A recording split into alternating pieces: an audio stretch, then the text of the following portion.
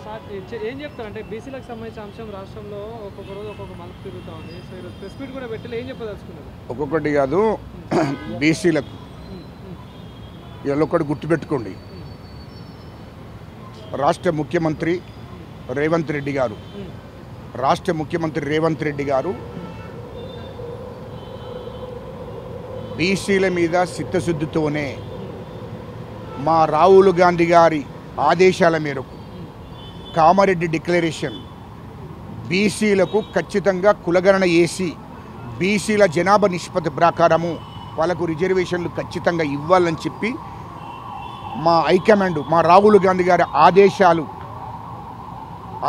ఉన్నాయి. కాబట్టే మా ముఖ్యమంత్రి రేవంత్ రెడ్డి గారు నిర్ణయం తీసుకున్నాడు. ఈ దేశంలో ఎవరు కూడా నిర్ణయం తీసుకోలేదు బీసీల గురించి. ఈ దేశంలో ఏ రాష్ట్ర ముఖ్యమంత్రులు కూడా నిర్ణయం తీసుకోలేదు. ఈ దేశ ప్రధానమంత్రి కూడా నిర్ణయం తీసుకోలేదు బీసీల మీద. ఈ దేశంలో 60% బీసీలు ఉన్నారు. 60% బీసీలు ఉన్నారు. ఈ దేశంలో 60% బీసీలు హిందువులే. 60% బీసీలు హిందువులే. కానీ ఈ దేశ ప్రధానమంత్రి నరేంద్ర మోడీ గారు ఆయన పొద్దున లేస్తే రాముడు అంటాడు, మేము హిందువులం అంటాడు. బీజేపీ వాళ్ళందరూ కూడా మేము రాముడు అంటాడు, మేము హిందువులం అంటారు. మరి ఈ దేశంలో 60% హిందువులు, బీసీలందరూ అసలైన హిందువులు. మరి వాళ్ళ జనాభా నిష్పత్తి ప్రకారం ఎందుకు రిజర్వేషన్ ఇస్తలేరా? వాళ్ళు రాజకీయంగా, సామాజికంగా, ఆర్థికంగా ఎదగలగదనే. మరి ఎందుకు ఇస్తలేరు అని నేను అడుగుతున్నా. బీజేపీ వాళ్ళు ఎందుకు ఇస్తలేరు? కేంద్ర ప్రభుత్వం వాళ్ళ చేతుల్లో ఉంది కదా. ఈ దేశ ప్రధానమంత్రి నరేంద్ర మోడీ కదా. నిజంగానే బీసీల మీద వీళ్ళకి ప్రేమ ఉంటే, నిజంగానే బీసీల మీద చిత్తశుద్ధి ఉంటే ఎందుకు బీసీల జనాభా నిష్పత్తి ప్రకారము ఎందుకు వాళ్ళకు రిజర్వేషన్లు ఇస్తలేరు? ఎందుకు 42% రిజర్వేషన్ బీసీలకు ఇవ్వాలి కదా? ఎందుకు ఇవ్వడం లేదని మేము అడుగుతున్నాం. అంటే నిజమైన హిందువులకు మీరు చెయ్యరా? ఈ దేశంలో నిజమైన హిందువులు బీసీలే కదా. 60% ఉన్న బీసీలే. ఆ బీసీల జనాభా నిష్పత్తి ప్రకారం ఎందుకు రిజర్వేషన్లు ఇస్తలేరు మేము అడుగుతున్నాం. మీకు అంటే బీసీల మీద ప్రేమ లేదు. హిందువులని హిందూ పేరు చెప్పుకుంటే యాక్షన్లు చేసి ఓట్లు దండుకొనడానికే కానీ బీజేపీ వాళ్ళది వేరే ఉద్దేశం కాదు. నిజమైన హిందువుల మీద వాళ్ళకి ప్రేమ లేదు. దీన్ని బట్టి అర్థమవుతుంది. ఇంకోటి, ఇక్కడ ఉన్నటువంటి బీసీ నాయకులు, ఇక్కడ ఉన్నటువంటి ఇవాళ ఆరికృష్ణయ్య గారు బీజేపీ రాజ్యసభ సభ్యుడే కదా. ఇవాళ ఈటల రాజేందర్ బీజేపీ ఎంపీ కదా, అవునా? మరి మీరంతా బీజేపీ నాయకులే కదా అన్నప్పుడు రాజ్యసభ సభ్యుడు ఆరికృష్ణయ్య 40 నుంచి 50 ఏళ్ళ నుంచి బీసీల కోసం కొట్లాడుతున్నాం కదా. మరి బీసీ నాయకులందరినీ ఏకం చేసి తీసుకొని పోయి ఢిల్లీకి ఈ రాష్ట్రంలో ఉన్న రాజ్యసభ సభ్యులను ఎంపీలను, ఈ దేశంలో ఉన్న రాజ్యసభ సభ్యులను ఎంపీలను మరి ఢిల్లీకి పిలిపించి జంతర్ మంతర్ దగ్గర ఇదే ధరణ అక్కడ వేయాలి, ఇదే లొల్లి అక్కడ వేయాలి ఢిల్లీలో జంతర్ మంతర్ దగ్గర. లేదు అంటే ఇక్కడ ఉన్నటువంటి రాష్ట్రంలో ఉన్నటువంటి బీసీ ఎంపీలను, రాజ్యసభ సభ్యులను, మీ బీజేపీ నాయకులను, బీసీ నాయకులను, మీ కేంద్ర మంత్రిని, అదేవిధంగా దేశంలో ఉన్నటువంటి బీసీ ఎంపీలను, రాజ్యసభ సభ్యులను అందరినీ తీసుకొని నరేంద్ర మోడీ గారి దగ్గరికి, ప్రధానమంత్రి దగ్గరికి పోయి బీసీలకు రిజర్వేషన్లు ఇవ్వండి. 60% బీసీలు ఉన్నారు ఈ దేశంలో. మరి తెలంగాణ రాష్ట్ర ప్రభుత్వము ముఖ్యమంత్రి రేవంత్ రెడ్డి గారు కులగణన చేయించాడు, కమిషన్ వేశాడు, మరి క్యాబినెట్ తీర్మానం చేయించాడు, అసెంబ్లీ తీర్మానం జరిగింది, కేంద్ర ప్రభుత్వానికి పంపించారు. 9వ షెడ్యూల్లో చేర్చి చట్టం వేయండి పార్లమెంట్లో, మరి రాజ్యసభకు పంపించండి, మరి అదేవిధంగా రాజ్యసభ ఆమోదించండి, రాష్ట్రపతికి పంపండి. మా బీసీలకు న్యాయం జరుగుతుందని ఇదే ఆరికృష్ణయ్య గారు ఎందుకు అడుగుతలేరు? ఈ దేశ ప్రధానమంత్రి నరేంద్ర మోడీ గారిని. ఆయన రాజ్యసభ సభ్యుడే కదా, బీజేపీ నాయకుడే కదా. ఆరికృష్ణయ్య గారు రాజ్యసభ సభ్యుడే కదా, నిజమైన బీసీ నాయకుడే కదా. ఎందుకే బీసీ ప్రజలు మభ్యపెట్టడం, మోసం చేయడం ఎందుకు? మీకు నిజంగానే ఇప్పటికి కూడా ఆరికృష్ణన్న మీద గౌరవం ఉన్నది. నాకు ఉద్యమకారుడు, 50 ఏళ్ళ నుంచి ఈ 50 ఏళ్ళ నుంచి బీసీల కోసం ఉద్యమం చేస్తున్నాం. ఈ బీసీ నాయకులందరినీ తీసుకొని, బీసీలో ఎంపీలను, రాజ్యసభ సభ్యులను తీసుకొని మొదలు జంతర్ మంతర్ ధరణ అయ్యాయి. ఈ దేశంలో ఎంపీలను, రాజ్యసభ సభ్యులను, బీసీలను తీసుకొని ఈ దేశ ప్రధానమంత్రి నరేంద్ర మోడీ గారి దగ్గరికి పోయి ఖచ్చితంగా బీసీలకు జనాభా నిష్పత్తి ప్రకారం 42% రిజర్వేషన్ ఇవ్వాలని చెప్పి ప్రధానమంత్రి దగ్గరికి ఓ నిజంగానే బీసీల మీద నీకు ప్రేమ ఉంటే అది అడుగు అని చెప్తున్న హరికృష్ణ గారికి. ఇక్కడికి వచ్చి రాష్ట్ర ప్రభుత్వాన్ని విమర్శించడం, ఆ ముఖ్యమంత్రి గారిని విమర్శించడం తగదు నీకు. ఇది కరెక్ట్ కాదు. ఇప్పుడు 18 తారీఖు నాడు బంధు పిలుపునిచ్చిన నువ్వు రాజ్యసభ సభ్యునిగా ఈ రాష్ట్రంలో బీసీ ఎంపీలను ఎమ్మెల్యేలను రాజ్యసభ సభ్యులను ఏకం చేయి. ఢిల్లీలో జంతర్ మంతర్ దగ్గర అక్కడ నిరసన తెప్పు, అక్కడ ధరణ చెయ్యి. బీజేపీ ఎంపీలు ఏమంటా ఉన్నారంటే మేము ఇయ్యలేదు కామారెడ్డి డిక్లరేషన్, కాంగ్రెస్ పార్టీ ఇచ్చింది కాబట్టి కాంగ్రెస్ పార్టీ తెలుసుకోవాలి ఢిల్లీకి వెళ్ళి బీసీల మీద నీకు ప్రేమ ఉన్నదేమో కదండి. ఇది బీసీల కోసం చేద్దామా రాజకీయాలు చేద్దామా? ఆ రెండు విషయాలు చెప్పాలి బీజేపీలు. రాజకీయాలు కాదు, బీసీల మీద నిజంగానే ప్రేమ ఉంటే, బీసీల మీద నిజంగానే చిత్తశుద్ధి ఉంటాయి, బీసీల మీద మీకు ప్రేమ ఉంటే, బీసీల హిందువులే కదా, ఆ హిందువుల మీద ప్రేమ ఉంటే మీరు వాళ్ళ జనాభా నిష్పత్తి ప్రకారం తెలంగాణలో ఇవ్వండి, ఈ దేశవ్యాప్తంగా కూడా కులగణన చేసి బీసీలకు 42% రిజర్వేషన్ ఇవ్వాలి. అది ఇవ్వకుండా మేమిచ్చినామా?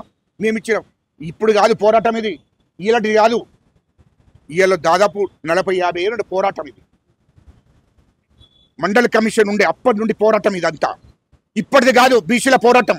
మా జనాభా నిష్పత్తి ప్రకారం మాకు రిజర్వేషన్లు ఇవ్వనే పోరాటం 40-50 ఏళ్ళ నుంచి నడుతుందా బాబు, ఇప్పటిది కాదు ఇది. అందుకోసమే అది గుర్తుపెట్టుకోవాలి. మీరు అక్కడ మాట్లాడాలి.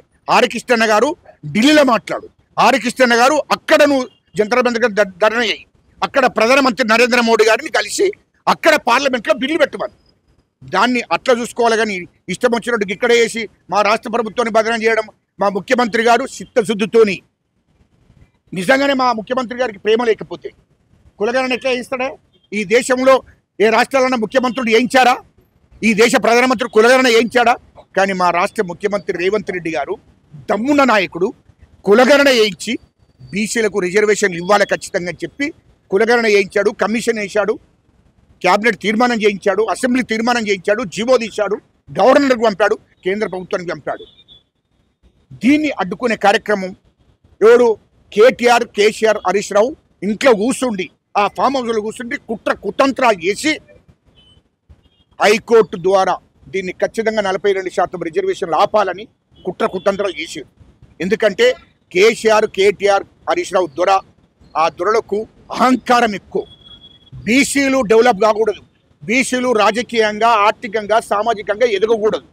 ఒకవేళ బీసీలకు రిజర్వేషన్లు వస్తే బీసీలు, ఎస్సీలు, ఎస్టీలు ఏకమైతే రాజ్యాధికారం వాళ్ళ చేతులకు పోతుందని చెప్పి ఆలోచన చేసి కేసీఆర్, కేటీఆర్, హరీష్ రావు అన్నట్టు ఆలోచన చేసి ఇయ్యలో రెడ్డి జాగృతి అధ్యక్షుడు ఎవరైతే మాధవరెడ్డి ఉన్నాడో ఆయన ఎవరికి దగ్గర? మల్లారెడ్డికి దగ్గర, ఎమ్మెల్యే మల్లారెడ్డి గారికి దగ్గర. బాగా హైకోర్టుకు పోకముందు ఒక 2 రోజుల ముందు మల్లారెడ్డి గారి ఇంట్లో మాధవరెడ్డి గారిని కూర్చోబెట్టుకొని మల్లారెడ్డి మాట్లాడాడు. ఆ తర్వాత డైరెక్ట్ కేటీఆర్ మాధవరెడ్డిని పిలిపించుకొని మాధవరెడ్డితో మాట్లాడాడు. ఏది రెడ్డి జాగృతి అధ్యక్షుడు మాధవరెడ్డి గారితో మాట్లాడాడు.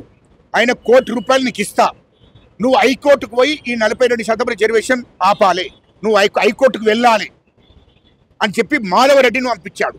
ఆ మాధవరెడ్డికి ₹1 కోటి ఒప్పుకున్నాడు. కోటి కాదు 2 కోట్లు ఇస్తా మాధవరెడ్డి, ఇగో 50 లక్షలు అడ్వాన్స్ ఇచ్చాడు ఆయన. హైకోర్టు వకీళ్ళు మాట్లాడు, ఆ వకీళ్ళకి ఎవరికైతే ఫీజులు ఉన్నాయో ఆ వకీళ్ళ ఫీజులు కూడా డైరెక్ట్ కేటీఆర్ పంపించాడు. 20 లక్షలు కదా 40 లక్షలు ఇస్తా, అవసరం కూడా ₹1 కోటి ఇస్తా. కానీ హైకోర్టులో మాత్రం దీన్ని ఆపాలని చెప్పి అడ్వకేట్ ఫీజులు కూడా పంపించింది కేటీఆర్ఏ. సాక్ష్యాలతో సహా ఉన్నాయి. ఇదే మాధవరెడ్డికి 50 లక్షలు అడ్వాన్స్ ఇచ్చిండు, ఇంకా 50 లక్షలు ఇస్తా, అవసరం అనుకుంటే ఇంకా ₹1 కోటి ఇస్తా అంటే 2 కోట్లకు బేరం మాట్లాడుకున్న మాధవరెడ్డితోని. ఇది వాస్తవము. ఇట్లా బీసీల మీద విషం నక్కుతున్నాడు కేటీఆర్, కేసీఆర్, హరీష్ రావు అన్నటోడు. ఎందుకంటే హైకోర్టులో అడ్డగించిందే బీఆర్ఎస్ పార్టీ, కేటీఆర్. ఇవాళ బీసీల గిట్ట 42% రిజర్వేషన్ అమలైతే బీసీలు ఆర్థికంగా, సామాజికంగా, రాజకీయంగా ఎదుగుతారు. ఇవాళ మొత్తం అన్ని గ్రామాలలో, మండలాల్లో వాళ్ళే జడ్పీటీసీలు, ఎంపీటీసీలు, సర్పంచులు, జడ్పీ చైర్మన్లు వాళ్ళే ఉంటారు, అధికారం వాళ్ళ చేతిలో ఉంటుంది అని చెప్పి కుట్రకుతంత్రం తెలిసి హైకోర్టుకు మాధవరెడ్డి అనే అతన్ను అతనితో ఇంకా కొంతమందిని హైకోర్టుకు పంపించి హైకోర్టులో ఈ 42% రిజర్వేషన్ రాకుండా అడ్డగిచ్చిందే కేటీఆర్. ఒకవేళ ఇది తప్పైతే ఆయన పెద్ద కొడుకు మీద ప్రమాణం చేయమను, అది తప్పైతే పెద్దమ్మ గుడికి వచ్చి అమ్మవారి మీద ప్రమాణం చేసి చెప్పు అని నేను ఇవ్వలేదని చెప్పి దమ్ముంటే. ఇవాళ లుచ్చానా కొడుక, ఇవాళ బీసీల మీద విషయం కక్కుతున్నావు, ఎస్సీల మీద ఎస్టీల మీద విషయం కక్కుతున్నావు. ఏనాడు కూడా 10 ఏళ్ళు మీరు అధికారంలో ఉన్నప్పుడు బీసీల గురించి మాట్లాడలే, ఎస్సీల గురించి మాట్లాడలే, ఎస్టీల గురించి మాట్లాడలే. నా కొడుక బీసీ బంధాన్ని పెట్టి బీసీలను మోసం చేశావు, దళిత బంధాన్ని పెట్టి దళితులను మోసం చేశావు, దళితులను ముఖ్యమంత్రి చేస్తాడని అట్లా మోసం చేశావు. ఇన్ని రకాలుగా మోసం చేసినోడివి ఇవాళ బీసీల మీద విషం కక్కుతున్నావు. బీసీలకు 42% రిజర్వేషన్ రాకుండా అడ్డగించినటువంటి వాడు కేటీఆర్, కేసీఆర్, హరీష్ రావే, వాళ్ళ కుటుంబమే. కాబట్టి ఇవాళ హైకోర్టులో కాదు, రేపు సుప్రీంకోర్టు కూడా రాష్ట్ర ప్రభుత్వం పోతే ఖచ్చితంగా సుప్రీంకోర్టులో కూడా కేటీఆర్ అంటాడట, సుప్రీంకోర్టు కూడా కోర్టు కాదు 10 కోట్లైనా పెట్టి సుప్రీంకోర్టులో కూడా అడ్డుకుంటామని చెప్పిండు. అలాంటి దుర్మార్గులను బీసీలు నమ్మరు. అదేవిధంగా ఇవాళ జూబ్లీహిల్స్ కాన్స్టిట్యున్సీ అసెంబ్లీ కాన్స్టిట్యున్సీలో ఎలక్షన్ జరుగుతున్నాయి. బీసీలు చెప్పులు తీసుకొని కొడతారు, గుర్తుపెట్టుకోండి.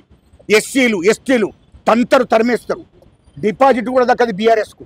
ఏ ముఖం పెట్టుకొని పోతారా? బీసీల రిజర్వేషన్లు ఆపిన కేటీఆర్ ఏ ముఖం పెట్టుకొని పోతాడా? ఎక్కడికి జూబ్లీహిల్స్ ఎలక్షన్లలో ఏ ముఖం పెట్టుకొని పోతాడా అంటున్నా. బీసీలు దంతడు 42% అడ్డగించినటువంటి కేటీఆర్ మళ్ళీ బీసీల ఓట్లు అడుగుతానికి పోతే తంతరడ పట్టుకొని.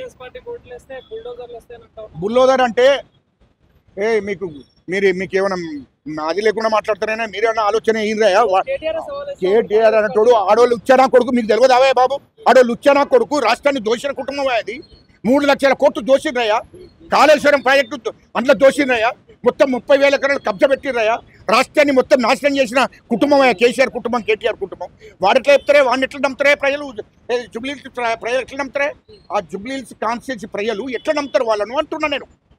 అంటే ఇయ్యాల్లో బుల్లదారులు అంటే 2,500 చెరువులను 10 ఏళ్లలో 2,500 చెరువులను కేసీఆర్ ముఖ్యమంత్రి ఉన్నప్పుడు, కేటీఆర్ మంత్రి ఉన్నప్పుడు మొత్తం అమ్ముకున్నారు, దారదత్తం చేశారు, 100 కోట్లు దోసుకున్నారు. దాంట్లో ఆ చెరువులన్నీ మా ముఖ్యమంత్రి రేవంత్ రెడ్డి గారు వెనక్కి తీసుకొస్తున్నాడు. ఆ చెరువులు ఉంటే ఇలా తెలంగాణ హైదరాబాదులో ఈ యొక్క వరదలు వచ్చినా, వర్షాలు వచ్చినా ప్రాబ్లం కాకుండా వేయాలని చెప్పి ఆ ఉద్దేశంతో బుల్లదారులతో చెరువులన్నిటి కూడా వాళ్ళు ఎవరికైతే కబ్జాలు పెట్టిరో ఆ చెరువులన్నీ కూడా మళ్ళీ ఇది కబ్జాలు పెట్టిన వాళ్ళు ఎవరు? బడాబాబులు, పెద్ద పెద్ద 100 కోట్లు 1000 కోట్లు ఉన్నోళ్ళు. అది కబ్జాలు పెట్టిన వాళ్ళ దగ్గర నుంచి వెంటనే రిటర్న్ తీసి ఈ హైదరాబాద్ ఉన్న ప్రజలు కాపాడనట్టు ఆలోచనతో ఆ చెరువులు ఉంటే ఈ వరదలు రాకుండా, వర్షాలు ఎన్ని వచ్చినా వరదలు రాకుండా ఉంటాయి. ఈ రాష్ట్రంలో ఉన్న హైదరాబాద్ ఉన్న ప్రజలను కాపాడాలనే లక్ష్యంతో ఆయన నిర్ణయం తీసుకున్నాడు. ఆ బుల్లోదర్లను చెరువులు బడాబాబులు 100,000 కోట్ల కబ్జాలు పెట్టిన చెరువులన్నింటి వెనక్కి తీసుకోవడం కోసం బుల్లోదర్లను చెప్పించాడు తప్ప ఈ దుర్మార్గుడు మొత్తం చెరువులను నమ్ముకున్నారు. కేటీఆర్ అంటాడు, వాడు మాట్లాడతాడు అవా ఇదంతా. ఇవాళ బీసీలను రిజర్వేషన్లు అడ్డుకున్న నా కొడుకు ఎట్లా అడుగుతాడా? రేపు బీఆర్ఎస్కు డిపాజిట్ కూడా దక్కదు, బీఆర్ఎస్కు డిపాజిట్ కూడా దక్కదు. కాంగ్రెస్ పార్టీ 50,000 మెజార్టీతో గెలుస్తుంది జూబ్లీహిల్స్లో.